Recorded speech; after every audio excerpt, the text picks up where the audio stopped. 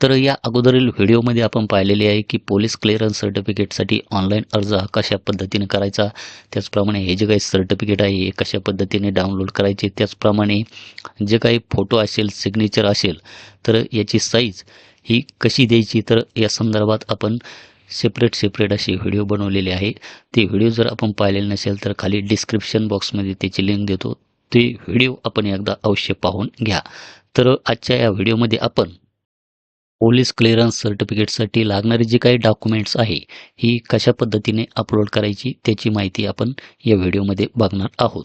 तर आपणास येथे डॉक्युमेंट्सच्या खाली आपणाला येथे ग्रुप 1, तर यामध्ये आपणास school living certificate, SSC board certificate किंवा बर्थ सर्टिफिकेट किंवा सेल्फ अटेस्टेड बॉन्ड, तर यापैकी कोणतंही एक आपणास यामध्ये कागदपत्रे हे अपलोड करून घ्यावे लागणार आहे. त्याचप्रमाणे इथे ग्रुप 2 मध्ये एनी वन, तर यामध्ये सुद्धा आपण पॅन कार्ड देऊ शकतात, आधार कार्ड देऊ शकतात, इलेक्शन कार्ड देऊ शकतात, आहे ना.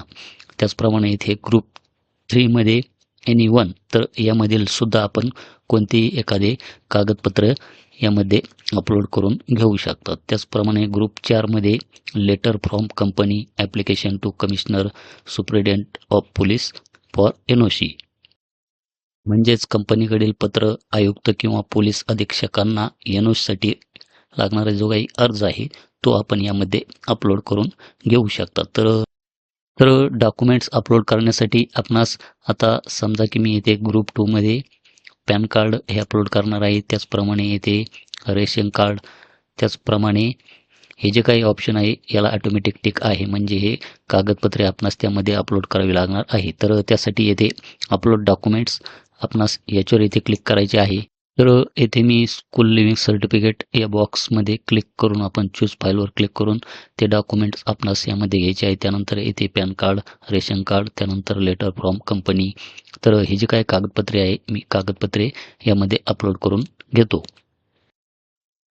त्यानंतर आपणास येथे सेव्ह या बटनावर येथे क्लिक करायचे आहे. सेव्ह या बटनावर क्लिक केल्याच्यानंतर आपण येथे पाहू शकतात की file size invalid or invalid file name, please upload the file having size between 75 KB to 100 KB, म्हणजेच आपले जे काही डॉक्युमेंट आहे हे 75 KB ते 100 KBच्या आतमध्ये असायला हवी, तरच आपली ही जी काही कागदपत्रे आहे हे कागदपत्रे यामध्ये अपलोड होणार आहे. तर त्यासाठी आपण गुगलमध्ये रिड्यूस साईज 100 KB असे जर टाईप केले तर इथे जी काही वेबसाईट आपणास यामध्ये दाखवल्या जाईल, तर यापैकी कोणती आपण एक वेबसाईट इथे ओपन करून घ्या.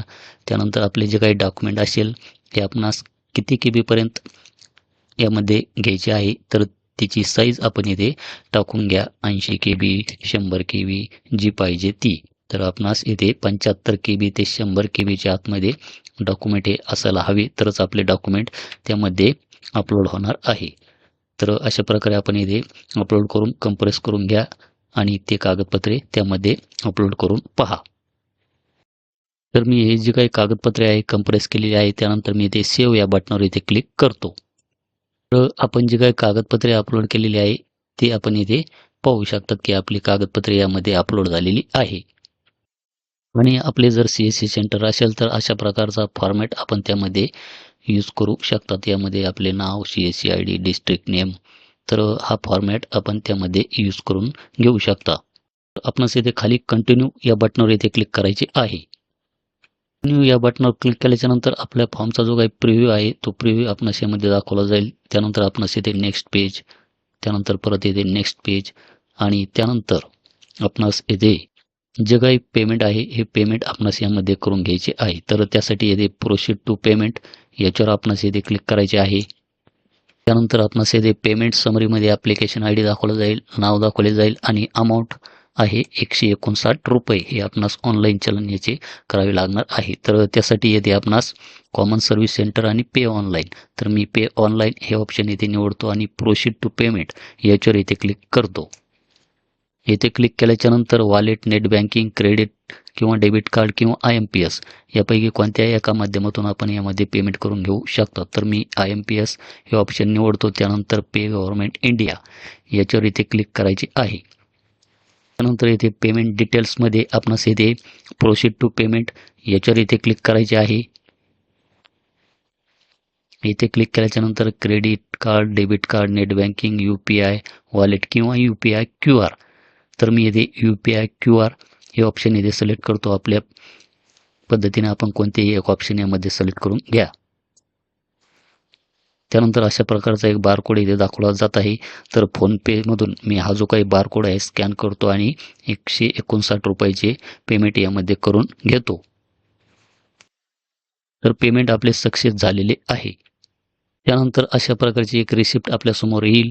तर ही जी काही रिसिप्ट आहे हिची आपणास इथे सेव्ह रिसिप्ट म्हणून ऑप्शन आहे. तर आपली ही जी काही रिसिप्ट आहे ही सेव्ह करून ठेवायची आहे किंवा याची एक प्रिंट काढून आपणास ठेवायची आहे.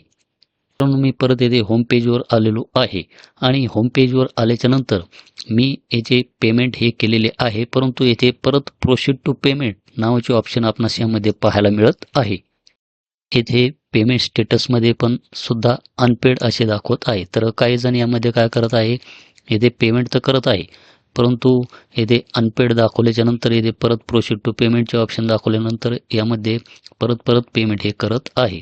तर यासाठी मित्रांनो आपणास परत पेमेंट करण्याची आवश्यकता नाही. तर हे जे काही पेमेंट आहे हे पेमेंट तुमचे 2 ते 3 तासामध्ये यामध्ये अपडेट होऊन जाते. तर ही गोष्ट आपण एकदा लक्षात राहून द्या. तर मित्रांनो या संदर्भातील आपले काही जर प्रश्न असतील तर खाली कमेंट सेक्शनमध्ये कळवा. भेटूया अशाच एका नवीन व्हिडिओ नवीन अपडेटमध्ये. धन्यवाद.